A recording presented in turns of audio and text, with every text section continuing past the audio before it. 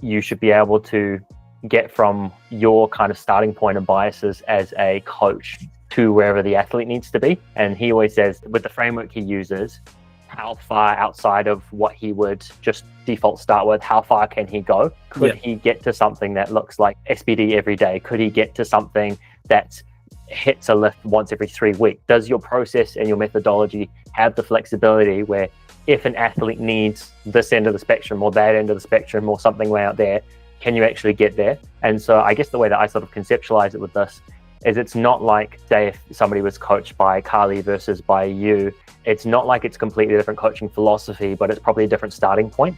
Like the defaults that you're going to start with and the first few things that you're going to try are very different.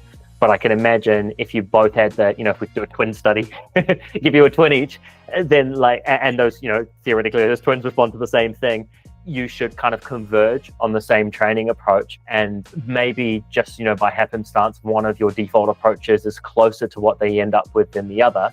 You have to start somewhere with it. And I think it's a lot more about being really familiar with your starting point and with how to move through that than it is specifically what the starting point is, because the starting point is almost arbitrary. You just have to start with something and then see how they respond from there. And I think it's how well you know your tools and how well you can then move the athlete through to eventually finding what they respond best to.